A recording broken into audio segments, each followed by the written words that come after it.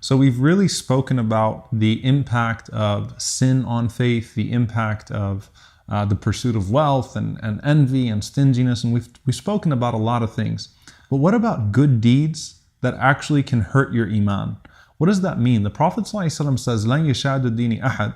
No one overburdens themselves with the religion. No one exaggerates or goes to extremes with the religion, إِلَّا غَلَبَ, except that the religion defeats him. That's powerful. The religion defeats you. The religion actually crushes your iman. What is the Prophet ﷺ talking about? He says, فَسَدِّدُوا وَقَارِبُوا وَغْدُوا وَرُوحُوا. He said, so be moderate and proceed gradually. وَغْدُوا وَرُوحُوا, and worship Allah subhanahu wa ta'ala in the morning and between Asr and Maghrib. وَشَيْءٌ مِنَ الدُّلْجَةِ وَالْقَصْدَ الْقَصْدِ تَبْلُغُوا, and a little bit in the last part of the night, and proceed moderately, and you will reach your goal. The Prophet ﷺ is telling us that sometimes the most detrimental thing to your iman is when you set unreasonable expectations for it.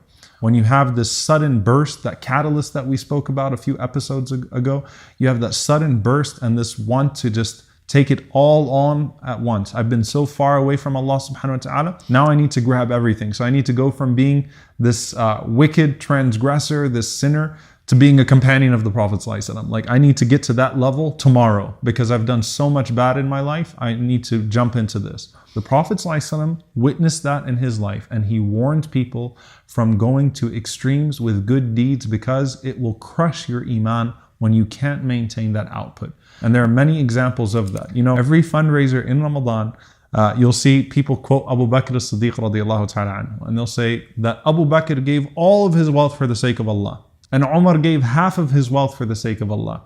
And the Prophet ﷺ praised Abu Bakr and Umar. However, what they won't tell you is that the Prophet ﷺ actually stopped other people from giving all of their wealth. Why? Because he recognized that that was unreasonable. So when people came to the Prophet ﷺ and said, I want to give it all for Allah, he said, أَمْسِكْ عَلَيْكَ بَعْضَ الْمَالِ, you should hold some of it for your family. You should not give it all up. They said, Ya Rasulullah, I want to give it all up. The very famous story in Ali Imran, لَن تَنَالُوا الْبِرَّ حَتَّى تُنْفِقُوا مِمَّا تُحِبُّونَ. You will not achieve Jannah or righteousness until you give of that which you love.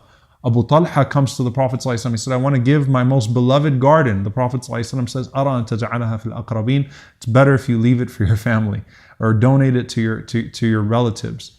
Because he understood ﷺ that these people might be depressed afterwards because they'd recognize that they went too far. Abu Bakr radiallahu anhu, on the other hand, his iman was secured. Likewise, the Prophet ﷺ allowed some people to fast more than others. There are companions that fasted every day, except for the 2 Eids. He didn't allow that for other people because he knew that it was unreasonable, that the expectation was too much. So he tells Abdullah bin Amr bin al-As radiallahu ta'ala anhu that the best fasting is the fasting of Dawood alayhi salam. If you really want to fast, and he took him through the equation. First, try Mondays and Thursdays. Try 3 days of the month.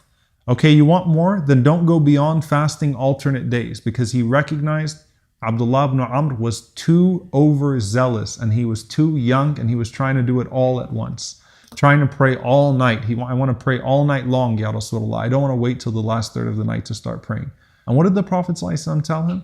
He said, Ya Abdullah. He said, listen to me. Oh Abdullah. لا تكن كرجل كان يقوم الليل فترك.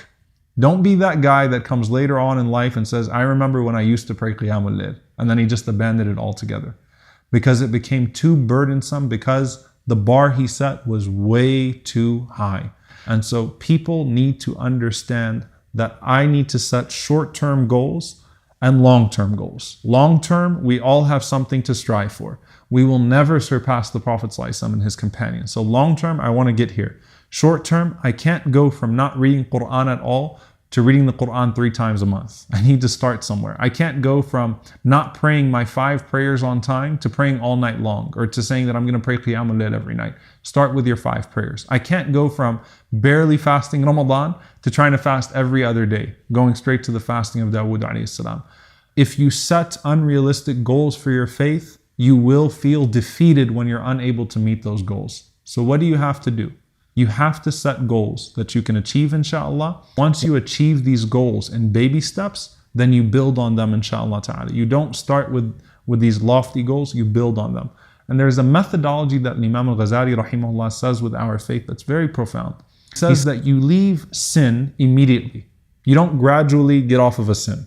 Once you recognize you're sinning, you immediately cut it out of your life. Because if you leave it in any capacity or any proportion, it's only a matter of time before you dive into it altogether. But you build good deeds gradually. So rapidly detach from sin, slowly and gradually attach to good habits and good practices to build your iman. Otherwise, you will fall short because you're going to feel like you're not sufficient. And if you set a goal for yourself and you're not able to meet that goal, then readjust the expectation and readjust the goal. Don't give it up altogether. So if you say from now on I'm going to pray Qiyamul Layl 2 times a week and you're finding it too difficult, don't say, well, I tried doing Qiyamul Layl, it didn't work. Then do 1 time a week, inshallah ta'ala. If you said from now on I'm going to read this many pages of Quran and it didn't work, cut it in half, inshallah. But keep on going. Don't detach from it altogether. Otherwise, again, it will be a depression of faith. May Allah subhanahu wa ta'ala allow us to proceed with moderation towards Him and not be overburdened by a religion that is meant to provide ease and tranquility to our hearts.